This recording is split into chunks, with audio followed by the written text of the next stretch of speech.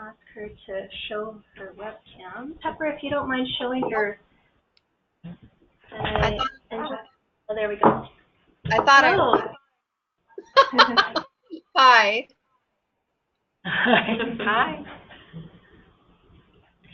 So, yes, I think you're welcome to get started. I think Sharita will be moving your slides. Yes, I will. So just feel free to indicate when you want me to go forward, Pepper.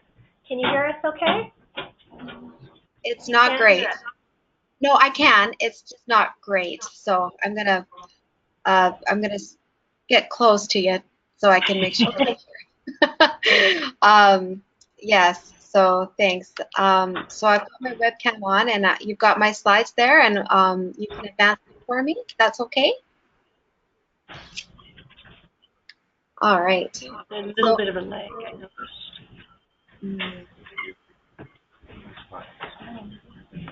There we go.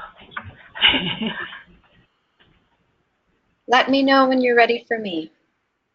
Okay, sorry, there's a bit of a delay. I have advanced, but you might not see it right away. We can see your next screen, the one where you're holding a rake. Or a shovel. Oh. Okay, can you go back to the first one? Sure. Okay. Thanks. I don't want to give away all my surprises. Oh, sorry. That's okay. So good afternoon, everyone. I think it's afternoon in British Columbia. I'm really happy to be virtually here with you today. I'm webinaring in from Winnipeg, Manitoba, which is in Treaty 1 territory. It's the traditional territory of the Anishinaabe, the Cree, Oji-Cree, Dakota, Dene people, and the homeland of the Métis Nation. So I'm here today to share a bit of, I keep calling it my story, the story of my master's research on the built environment of Indigenous communities and how I used the Healthy Built Environment Framework that you all are very familiar with, obviously, as the basis for that work. Next slide, please. So for many years, I worked in First Nation communities in Manitoba and Ontario in roles including primary care and emergency trauma medicine. Many of the illnesses that my patients were struggling with were often seen related to issues of the social and built environment of their communities. So in my practice, I identified that there were chronic and acute illnesses as well as trauma injuries that were stemming from the built environment. And often chronic conditions were related to things around food and nutrition issues, resulting in obesity, diabetes, heart disease. And then acute exacerbations were often from issues that were related to inadequate housing, things like asthma from mold or skin and gastrointestinal issues that were related to a lack of access to safe water. And then I also saw a lot of trauma and emergencies from transportation failures. I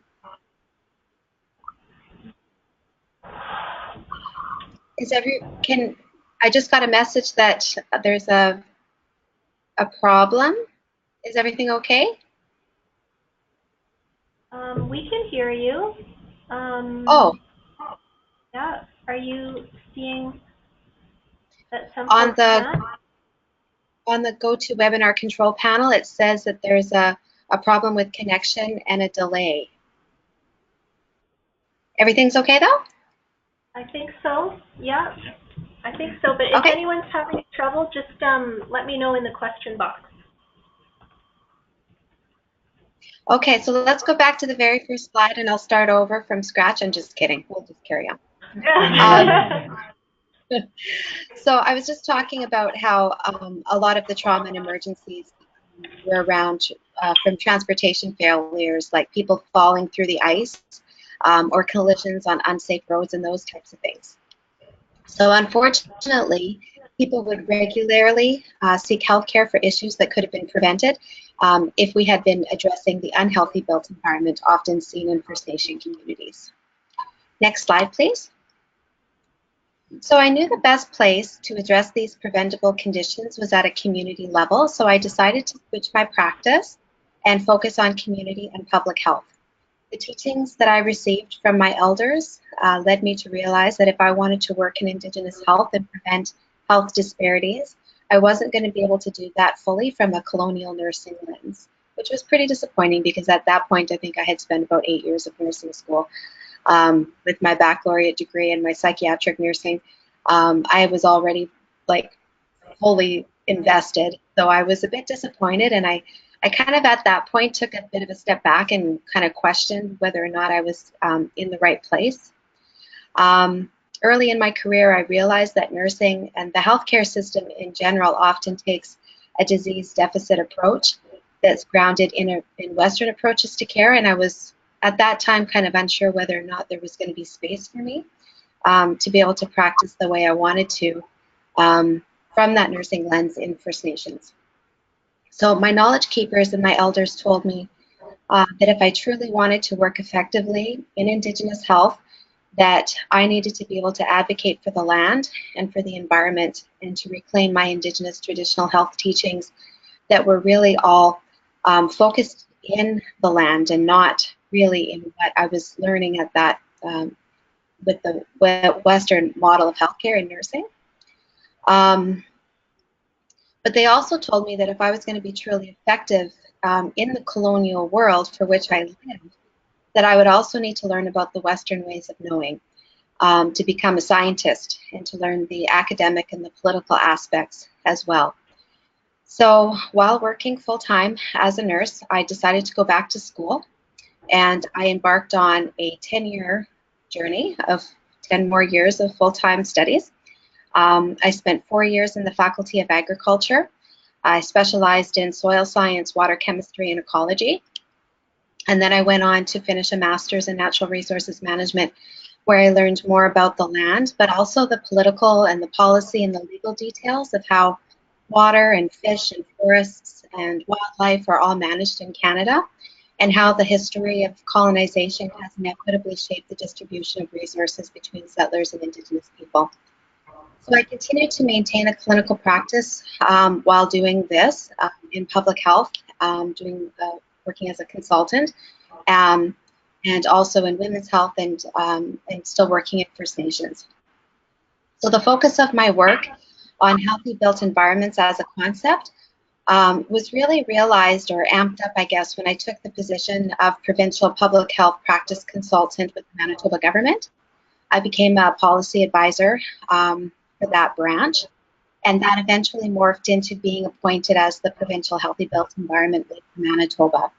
And so part of that role was to oversee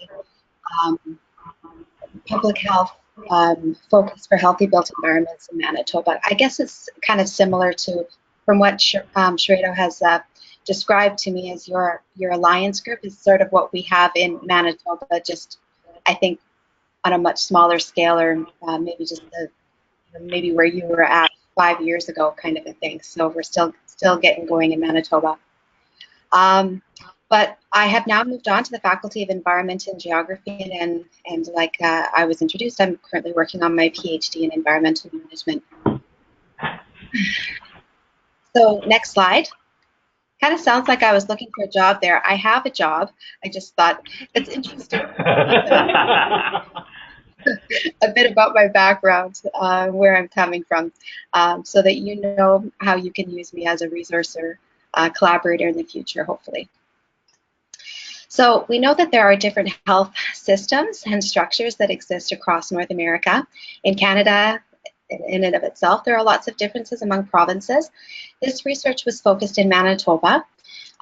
So in Manitoba, the provincial public health programs are overseen and directed by our provincial ministry.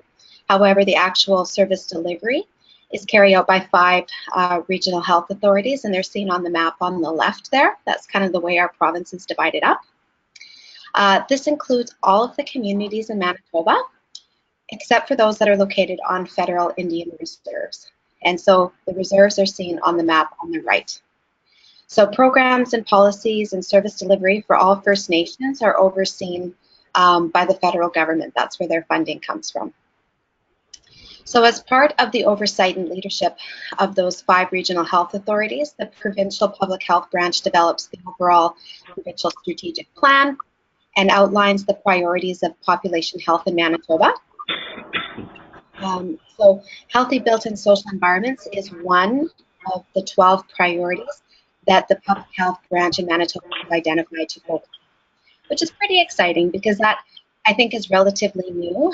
I think only been maybe within the last 5 years that healthy built environments have been recognized in Manitoba as a public health priority. So at the time of this research, that I embarked on this research would have been, I guess, about 3 years ago at the beginning. And before I started, I did a scan, right, of what was happening across Manitoba. And at that time, there was no comparable direction or attention being placed on healthy built environments as part of the public health program on reserves. So this attention and this priority was only being promoted at off reserve in Manitoba.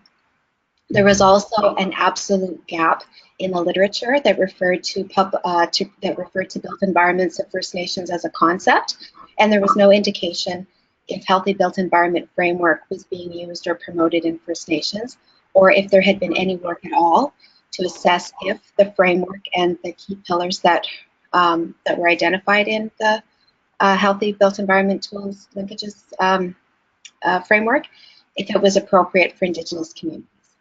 So that's kind of where I was at when I started this research. Next slide.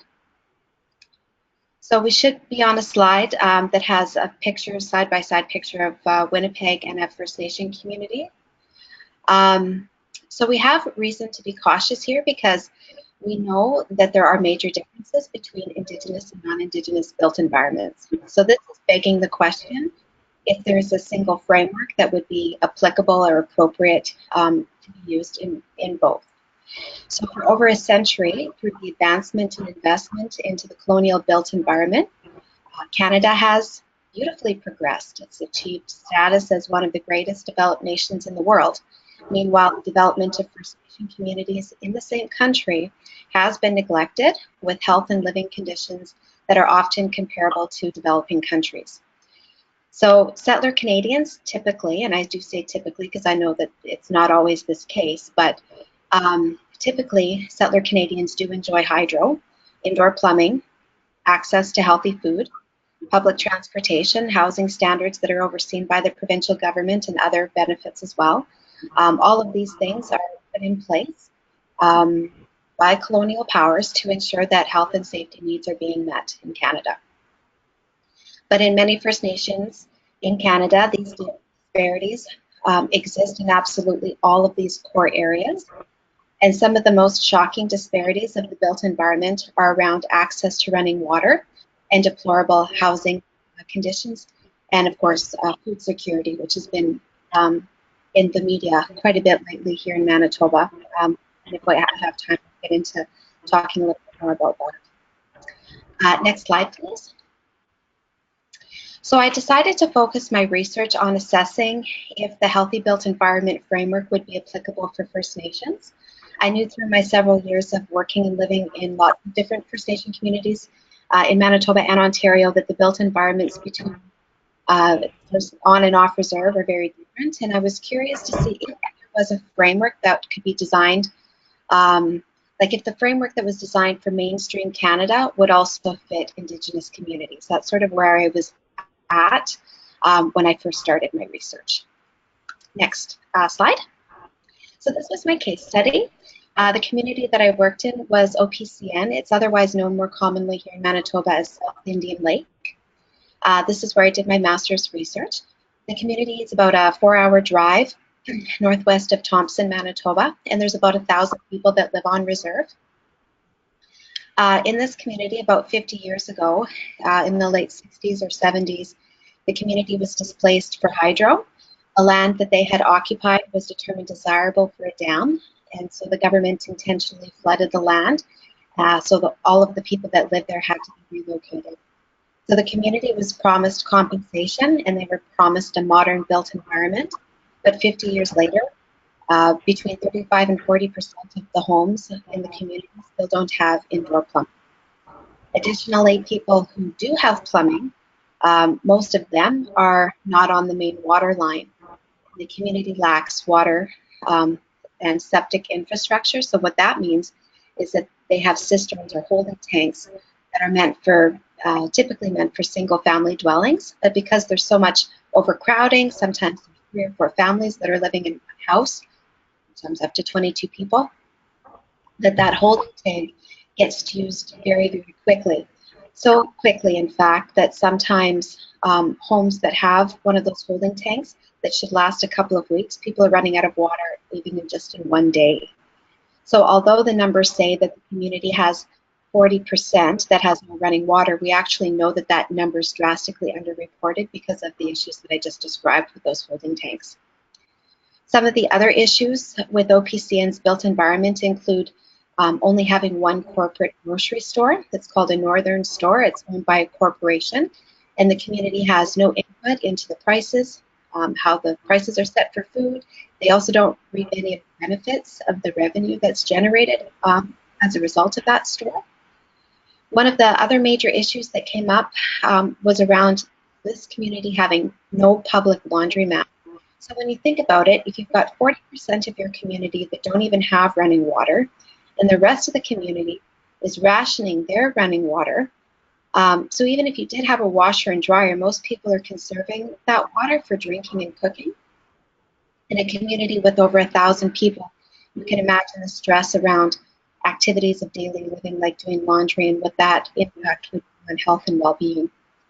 There's also no public transportation in the community, and finally, no food security. There's a study done in 2011 that determined 100% of the people of South Indian Lake are food insecure. Next slide, please.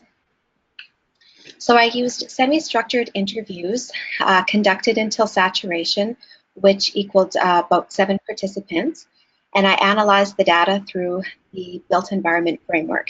I wanted to know if the 5 pillars that public health claimed to be the most fundamental also fit with the First Nation communities, knowing that on and off reserve are very different environments.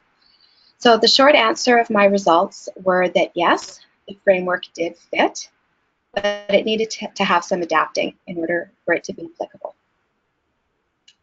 Next slide, please. So from this data, this framework, I created this framework, from the data to reflect the perspectives of the participants in my study. So I used that original model shown up in the corner that you're all familiar with, and I adapted according to what my data said, according to what my participants said was missing from the built environment framework and from the overall built environment conversation. So the main take-home message from my study was that although to an extent participants did agree with those 5 core pillars as a focal point, they were concerned that without addressing or considering the social context of a community, the framework alone just didn't have meaning. So there were several areas of the framework that needed to be changed in order to make it applicable. So the first change was the language used. It needed to be adapted. So the way that the language was used to describe the pillars, it needed to be updated. So starting at the top with neighborhood design, neighborhood really is a language that's used in First Nations. It's a bit of a gray area here in my study. The community sees itself as a collective and doesn't necessarily identify themselves as segregated into neighborhoods. Community design was more appropriate. So although there was a section where it was inadvertently made its way back into the report, that's sort of the gist of what the participants said. Community members described how designing and planning for brighter futures was actually not their issue, and that the implementation was the biggest struggle. So infrastructure was added here to that design category to emphasize the need to action the design and planning, particularly for safe and accessible drinking water and sanitation, which is often lacking in First Nation communities. Next, not next slide though, just moving along, sorry. So housing. Housing goes beyond the availability, quality, and cost of a structure, and it captures the function and feeling of home and place. Indigenous people have a very deep emotional connection to place, so that needed to be acknowledged. The term shelter also brings in safety and security of a home, And that is also, it was also considered in if you feel welcomed in the context of socialized racism. So shelter and safety needed to be a part of this framework. Moving along, food is often referred to as medicine by many Indigenous people, and therefore medicine was added to the food systems pillar to highlight the importance of food as a source of healing and not just substance or nutrition. It was also emphasized here to imply disease, and that the colonial food system, with chemically and processed the source of illness for many First Nation people. There was quite a bit more in this one particular category that I don't think we really have time to go into today, but it was definitely one of the larger focuses of the results for my participants. You should just maybe read my 140-page thesis to learn the rest. The next category is transportation systems. So this is often narrowly considered in mainstream healthy built environment framework as active transport. So reducing motorized transportation in favor of active transport certainly does apply to Indigenous communities as well. However, there were other transportation impacts, like issues that was impacting health. So isolation was a huge barrier that significantly impacted mobility and movement across the landscape. So the added term mobility addressed the remote and geographical locations of many First Nation reserves, some without road access to connect to urban centers. The natural environment also referred to as Mother Earth. So it was added to reflect the importance of the spirit of living nature for Indigenous culture.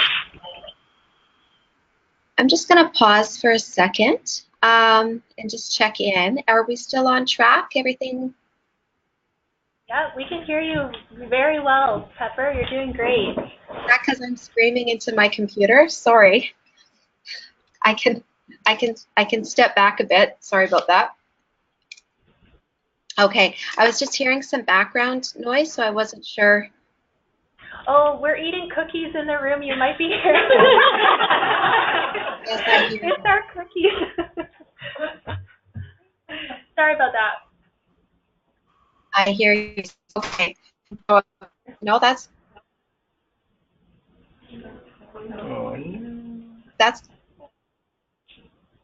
good. Pepper, we may have spoke too soon. You've now frozen your webcam. I'm going to have a second to make sure that. So then. I'll just see if it's something here.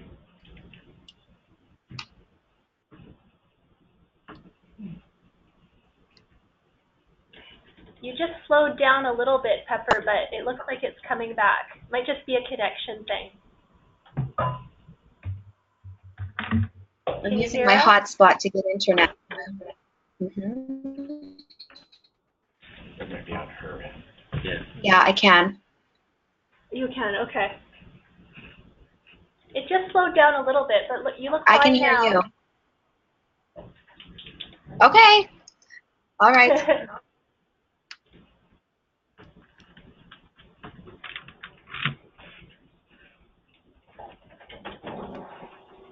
And I'm sorry if I'm fast. I want to make sure I get through everything. Okay. Sorry. All right. So I think I left off on, so I'm almost finished this slide here. So looking at the natural environment, it also refers to Mother Earth for many people. And so that was added to reflect the importance of the spirit of living things in nature for Indigenous culture. The other major changes that were made were to emphasize the social environment. So my research determined that the original framework was on the right track in identifying the core areas of the built environment, but that for Indigenous communities, the social context is actually the most important.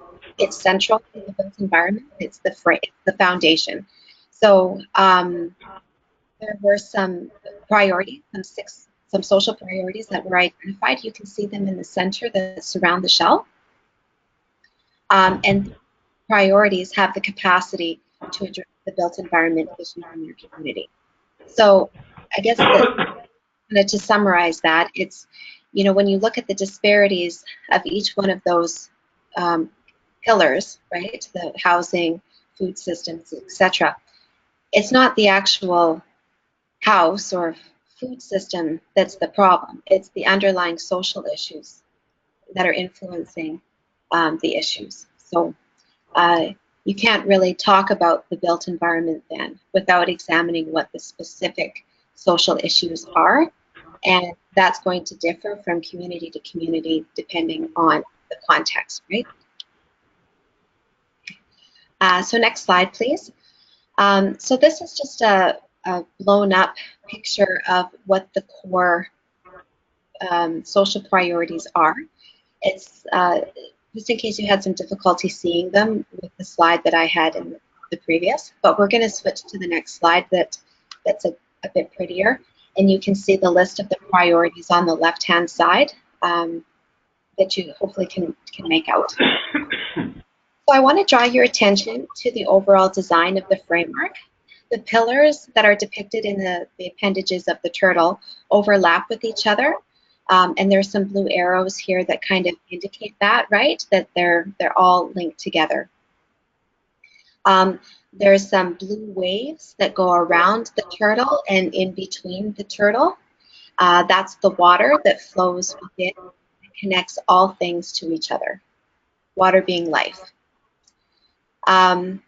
So, for example, if you look at the food and medicine systems, you can see that you can't really examine food and medicine systems without considering how it's interacting with transportation, with how it interacts with the natural environment, the soil, the earth, the water, and so on, right? So at the core of the built environment is the social environment. You see that in orange. And the social priorities of a community that surround it is what we're going to look at next. So starting with policy. Policy was a strong theme that had implications across all of the pillars and lots of interaction between the pillars as well. So we're going to go clockwise. So the next one is economics. It was a key priority. Poverty being one of those outcomes of economics or lack of economics. So traditionally people used a social economy and lived off the land. Colonization moved people off of the land and into reserves. And those reserves were often designed and controlled by the federal government. So prior to colonization, food was free, and now it's the greatest monthly expense for many people, and it certainly was in my study. Food was recognized as the most, as the highest expense, monthly expense for all of my participants. The next priority is repressed traditional ecological knowledge. So through many colonial processes, such as residential schools, the knowledge that Indigenous people had to survive on the land was repressed or completely lost to many people. So reclaiming it and addressing traditional ecological knowledge is a critical priority for this community. Issues around outcomes of colonization, which you'll see at the bottom center. This was definitely the most consistent theme for my study. If I could sum up my research in just one sentence, it would be this sentence. Virtually all aspects of the built environment was designed to be inferior to the settler-built environment. There has been negative impacts as a result of colonial interferences. So settler influence changed the social construct of Indigenous life that completely disrupted Indigenous people's ways of knowing and being. Oppression was the next priority, especially as it related to the loss of self-determination. And then finally, reconciliation. So participants in the study offered solutions that would reconcile these inequities in their communities, offering both short and long-term strategies. This identified that there needs to be more collaboration and more partnership with non-Indigenous allies and governments in order to address the disparities. Okay, next slide. So this may look familiar. I hope it does. So we also adapted the vision. So for community design and infrastructure vision, it was for self-determined communities that are designed and adequately funded in order to provide people with adequate access to public services, amenities, and healthy neighborhoods that support Bimaadiziwin. So Bimaadiziwin is a Cree word that means the good life. So to provide resources that support the good life. Next slide. Housing and shelter vision. So safe, affordable, healthy, safe, affordable, and energy efficient and sustainable housing to provide shelter, privacy, peace, and belonging to support Bimaadiziwin from healthy child development through to healthy aging. Next slide. Food and medicine systems. So access to traditional ecological knowledge and policies that support the economic, cultural, and health aspects of traditional diets that address food security and food sovereignty. Next slide. Mother Earth and natural environment vision. So reconciled Indigenous stewardship authority that supports policies that are self-determined and economically agreeable to Indigenous people. This vision is firmly rooted in environmental sustainability that honors and respects all our relations. So animals, plants, water, minerals, etc. And then transportation mobility vision. Safe, appropriate, and accessible movement across the landscape to access resources and services that are safe, affordable, and supports traditional cultural activities. Make sure you get a different picture for this slide. Okay, sorry about that. I think I forgot to do some of my homework. That's super embarrassing. sorry about that. Anyway, I need a new picture. So next slide, please. So maybe I'll just check in. How are we doing for time? I know we started maybe a little bit later. Are we still okay? Yeah, you're right on track, Pepper. We've got you until 3:15. So yeah, looking good. Excellent. Okay, great. Thanks. So I only have a couple more slides left. I think there's just this one and one more slide.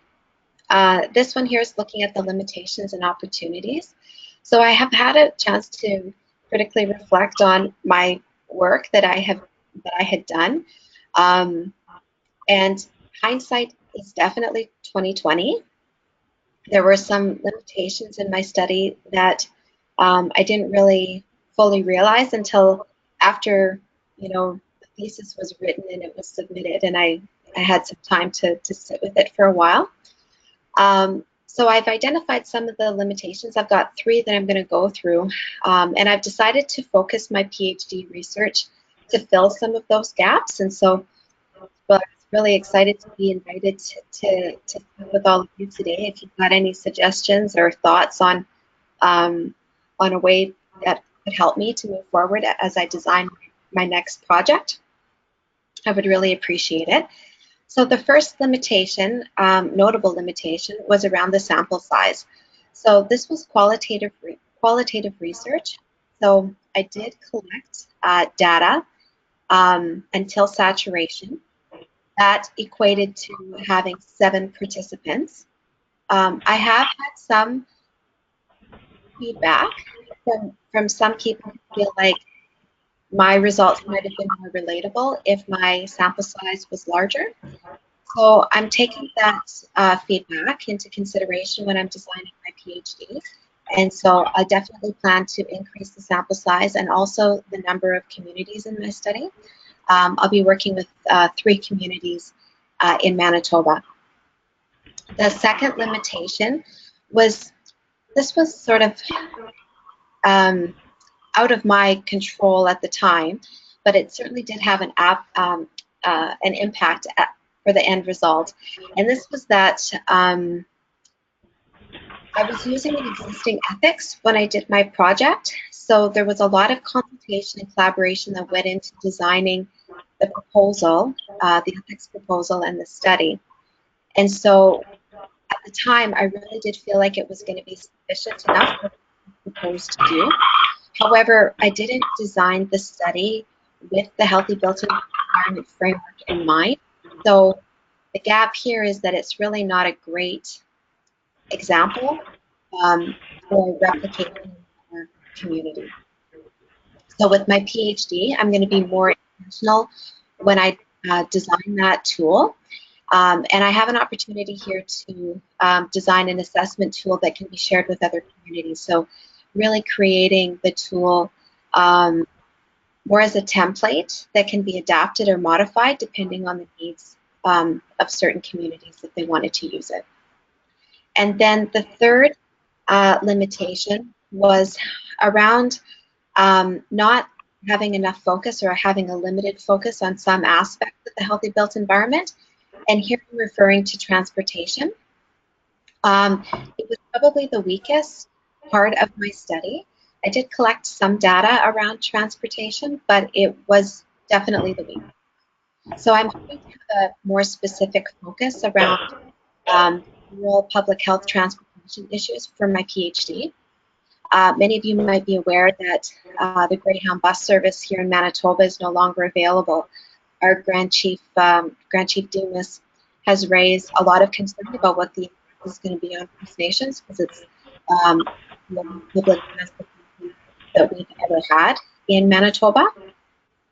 And so I'm hoping to take a look at what that impact has been as part of my PhD. And next slide. And so that brings us to my last slide. So this is the future research that I'm planning to do. I'm planning to lead off from the Indigenous Healthy Built and Social Environment Framework that I developed. I'll be expanding the research to go into Saginaw, Garden Hill, and Broken Head First Nations. There is still an opportunity for me to also continue this work in South Indian Lake as well. We still have that ethics available to us, and obviously there's lots of interest still from the community. So there's lots of opportunity there. The research question that I'm sort of playing with right now is how can the Indigenous Healthy Built Environment Framework be adapted and operationalized in individual communities? And I'll be focusing on designing the study to create a universal assessment tool that can be used or adapted in multiple communities, and to create an analysis tool that supports communities in being able to identify the social priorities that support the built environment. And that's it all. That's all, folks. Awesome. Thank you so much, Pepper. This is a really insightful, it's very helpful to hear how this tool that we've been using, the degree and the thoughtful way you've modified it. And what really struck me was, again, in the center, we come back to people. Similar in the conversation in the last presentation about the importance of process and people and those and all of that. And so really helpful and humbling when you realize so many of the issues in so many of the communities that that you're talking about. It's still sort of a national and personal shame. Mm-hmm. So would like to open that up to anybody else's questions and comments. I don't know if we've got any on the line. I'm trying to get them. I haven't had any so far, which is strange because there's a lot of people listening online. So if anyone has questions, feel free to slot them into the question box and I'll bring them forward on your behalf. I don't write my emails. So any in the room while we're checking online? Any comments? Any experiences? I think your comment about the transportation, for me, I know is really critical because it's just access to any transportation, to any services.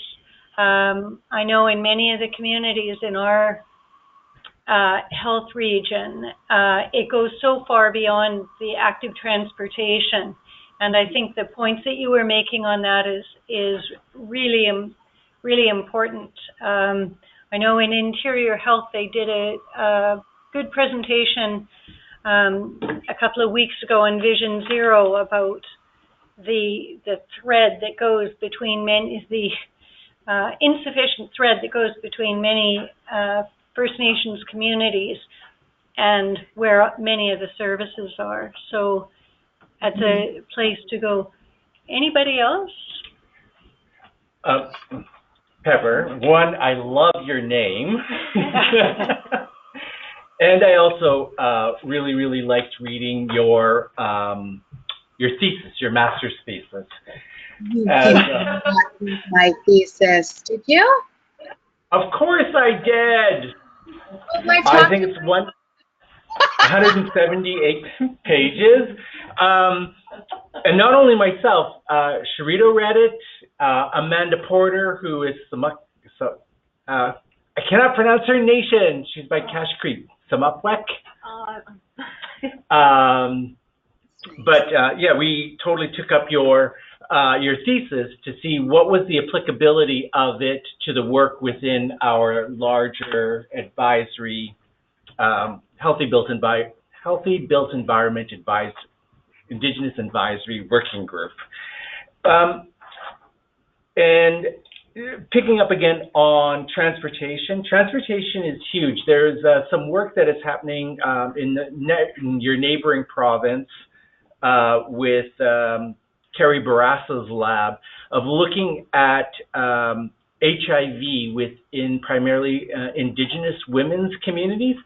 And it was noted in their study that I think it's around 61, so I'm going to say between 60 and 70% of the a barrier to accessing quality HIV treatment was transportation. It was one of the largest drivers. And so I think you're absolutely right about there has to be some sort of attentiveness to transportation, especially for Indigenous communities. But what I didn't hear, and I'm sure that violence, physical violence, spiritual violence, emotional and violence is huge in impacting our communities, be it like red-on-red violence, domestic violence, IPV violence. Where is that entering into the conversation? And how does that enter into your framework when we're talking about healthy built environments? That would have been a great question at my thesis defense. Yeah, that's it, because it doesn't really speak loudly in this presentation, but absolutely around where I think it came out the strongest was in the context around domestic violence, and domestic violence being exacerbated by overcrowding of housing. And when you've got multiple families living on top of each other, how that increased stress just puts people over the edge. And the unfortunate outcome of that being the apprehension of so many of the children in OPCN. So that was one area where I think in my study that it came out the loudest.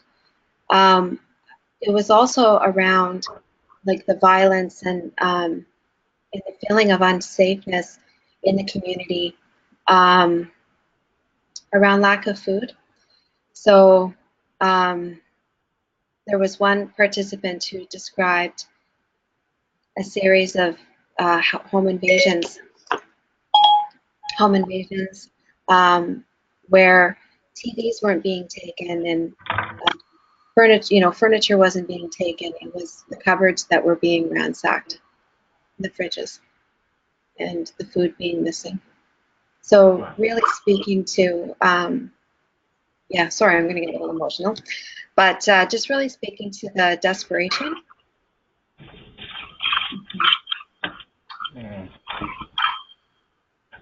Pepper, one, thank you so much.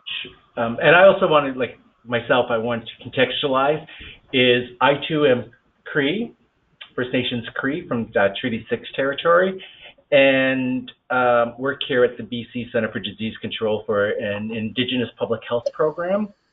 And Oh, cool.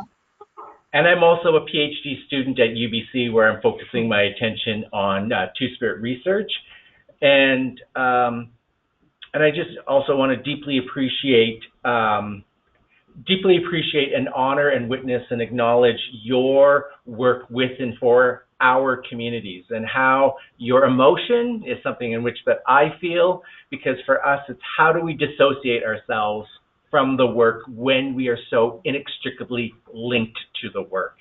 And so your advocacy, as well as your heart, your mind, your spirit, shows up in your work. And so I deeply, deeply want to just thank you. I really appreciate it. Thank you for acknowledging that. Thank you. So I also, as part of my research, I also created a video. And this was something that I've been trying to incorporate more into the dissemination of my results. So I'm not sure if we have time or not to watch that video. If there are no other questions, it might be, it's about 12 minutes, and I think we have about 12 minutes left, if that would be okay, if we're able to, Shardo. I'm thinking that there are a bunch of questions online, so I wonder if we can share that with everybody for circulating after the meeting. Yeah, the video link. Yes. Mm-hmm. Yeah, there's a few really juicy questions, Pepper, if you don't mind. I'll bring them forward. The first one's on behalf of Mark Holland, and he asked, what First Nations cultural cornerstones did you find in this community on which to build a made in that cultural community approach to health issues? That was a little bit, oh, you can't hear? It just was like, I heard every third word, I think. Okay, I'm going to speak right into the little thing here. Is that better? Yeah. Is this better? Okay. Sorry, I'm going to do some yoga. You can pull it closer. Okay. Oh, that's better. Okay, so Mark Holland says, what First Nations cultural cornerstones did you find in this community on which to build a made in that cultural community approach to health issues that was maybe different than the conventional health model you were trained in? So I think he's looking specifically for cultural cornerstones or sort of landmarks that could be built upon that you found in your specific community. Cultural cornerstones. You know, I'm not sure if I'm able to answer that question right now. I think I'd have to think about it a bit. One of the things that, in terms of culture, just overall culture, that that was really obvious was that in many cases, Indigenous culture was a privilege that was only realized by few, and that the teachings had not been passed down to many, many, many families. And so there were only a few families really in the community that had those cultural teachings, which made it really difficult for reclaiming practices around food acquisition. So there were only a few hunters and trappers in the community, and they were really kind of, you know,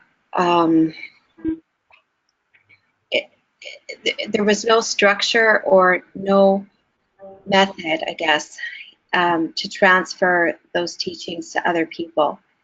So unfortunately, without deliberate or intentional programming for the transmission of those teachings, right, and for taking the youth out on the land and kinds of things, it just wasn't happening. So as a result, there was very little wild food that was available in the community, and that was painfully obvious in people's diets. So when people were asked, so for example, to report how often they would have cultural, wild food, right? Some people say that they had never had. So, I mean, my study, unfortunately, and actually that wasn't, thank you for raising that. That was another limitation in my study that my committee recognized, is that my study was very focused on negative. So it was all, where are the disparities? Where are the inequities? But not as much focus was put on, and what are your strengths? So that was a recommendation that came from my committee when, like, they knew that I was planning to do a PhD to follow up on this study, and they said that the approach needs to definitely be different than the way that I did it in my master's, and to focus more on the positive. I don't think I answered your question, Mark. I'm sorry. But hopefully that gives you a better sense of what I had found. Mm-hmm. I think so. Thank you, Pepper, and really appreciate that acknowledgement of the strengths and the existing levers that could be built on within Indigenous. Thank you for pointing that out. I want to get to the other questions. So there's a lot of appreciation coming in, just to let you know that there's a lot of thank yous for your presentation and for the passion and integrity from which you speak. Anita Ely, who's in Interior Health, she says, thank you very much, and more just an observation about how your feedback about how the original Healthy Built Environment Linkages Toolkit could be adjusted for Indigenous communities also really applies and resonates for just general rural smaller communities. So thank you for adding that layer. And then we also have a question from Jade Iha, who's with Vancouver Island Health, and she's she's got a lot of capital letters and exclamation marks. She's very thanking you, and she's wondering, in your work and in your review, did climate change and health related to the built environment come up? And she says when she thinks of adaptation, she thinks about healthy built environment. And when she thinks about resilience, she thinks about social connectedness. And she says this might be overly simplistic, but she's wondering if you can comment. Yes. So that's a great question. So climate change and environmental stewardship came up often, especially when conversations came up around the animals. So, like around the migration patterns, how they've changed, and the messaging that animals are trying to tell us, and the action that needs to happen as a result of it. A lot of cautionary things came from the elders. Mm-hmm. Yeah, and it was really, to have that, it was really overwhelming for me. Like, I was going kind of door to door to do my interviews. And like I said, I made a documentary, like a short film. So I had my video camera with me when I would go. And so it was really kind of a surreal thing to be sitting, in someone's living room with a video camera on